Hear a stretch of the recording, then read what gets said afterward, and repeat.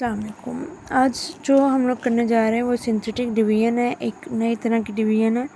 इसमें ये एक ऐसा प्रोसेस है कि हम लोग क्वोशंट और रिमाइंडर को फाइंड करते हैं, जो कि एक हमारे लीनियर पोलिनोमियल को, यानी कि जो एक डिवाइड कर रही हो एक पोलिनोमियल से, यानी कि आपके पास एक क्वाड्रेटिक इक्वेशन है, वो डिवाइड हो रही है एक लीनियर इक्वेशन से या लीनियर पोलिनोमियल से। हम यहाँ पे पोलिनोमियल की बात करेंगे, इक्वेशन की नहीं। उनको यूज़ करते हुए बग़ैर डिवीजन, जो हमारा अलजेब्रिक डिवीजन होता है, जो सिंपल, जिसे हम लोग आमतौर पे भी कहते हैं, उसको बग़ैर किए इस्तेमाल हम लोगों ने जो है सिंथेटिक डिवीजन का एक प्रोसेस निकाला होता है। 6-7 क्लास में हम लोग जो है बाकायदा अलजेब्रिक डिवीजन उस तरह से भी करते थे जिससे हम लोग 2 into 4 और उनकी डिवीजन करते हैं। लेकिन जो सिंथेटिक डिवीजन है, इसमें वो जो ट्रेडिशनल डिवीजन मेथड है उसको छोड़ के हम लोग यहाँ पे एक नया डिवीजन मेथड यूज़ करते हैं, जिसके हम लोग कहते हैं उसे सिंथेटिक डिवीजन। सिंथेटिक डिवीजन क्या है, उसके लिए हमने लिया है एक्सरसाइज 2.6 का क्वेश्चन नंबर 1। इससे में उन्हें चाहिए, यानी कि हमें चाहिए क्वोशंट और रिमाइंडर दोनों, और हमें एक पोलिनोमियल दे दिया और साथ में बता दिए कि हमें इसको जब डिवाइड करें तो हमें इसके क्वोशंट और रिमाइंडर दोनों बताएं।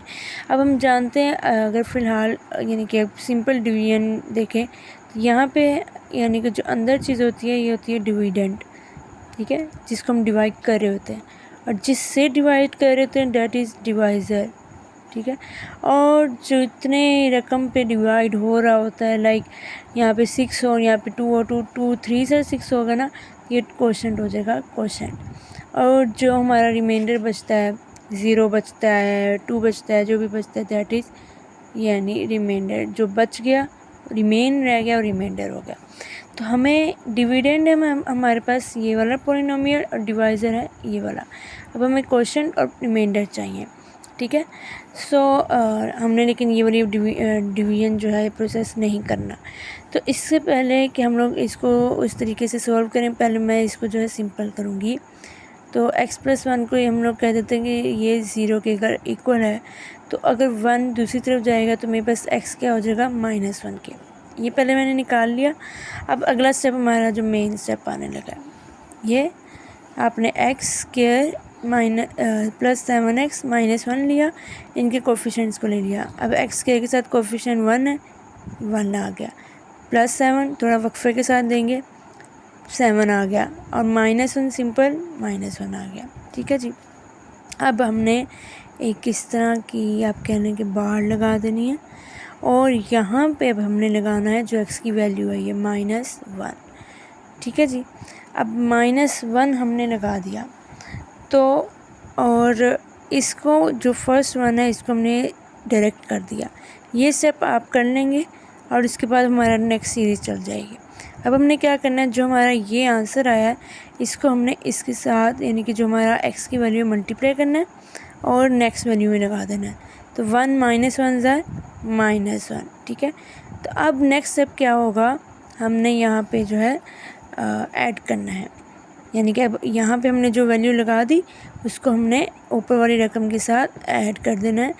तो हमारे पास 7 + 1, लेकिन यहाँ पे -1 है, तो 7 में से 1 निकालें, 6। फिर अगले स्टेप में वही दोहराना है, 6 को इधर x की वैल्यू के साथ जो कि -1 है, तो बन जाएगा -6 मल्टीप्लाई करने से, ठीक है। अब इनको ऐड करेंगे तो -6 -1 ऐड करेंगे तो साइन चेंज नहीं होगा, यानी कि ऑपरेशन प्लस माइनस माइनस ही होते थे, माइनस ही कंसीडर किया जाएगा। माइनस माइनस प्लस करके 7 आ गया, बड़ी रकम के साथ माइनस है तो इधर माइनस आ गया, ठीक है। अब हमारे पास यहाँ पे यानी कि और काम नहीं बचा। अगर यहाँ पे हमारे पास और भी वैल्यूज आती जाएंगी, हम लोग तब तक करते जाएंगे जब तक यहाँ पे हमारे पास लास्ट वैल्यू नहीं, यानी कि लास्ट वैल्यू तक बस हमने यानी कि कांस्टेंट टर्म तक करना है। अब जो ये वाली लास्ट, हमेशा यहाँ पे भी जो सी भी लास्ट वैल्यू आएगी वो होगी हमारी रिमाइंडर, और इसको हम लोग एक इक्वेशन में बना देंगे। हमने पहले लिख दिया 6 और 1, साइन अगर यहाँ पे माइनस होता तो माइनस लिखते, बट यहाँ पे प्लस आ जाएगा।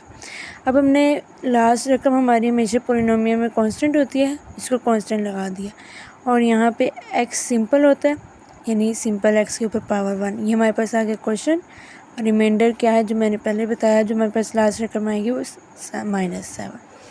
इस तरह से हम हल करेंगे, बहुत इजी है ये। और इस तरह से जब हम लोग हल करेंगे तो बग़ैर वो इतने लंबे चौड़े जो डिवीजन मेथड्स हैं, और वो अक्सर बच्चे उसमें कंफ्यूज हो जाते हैं।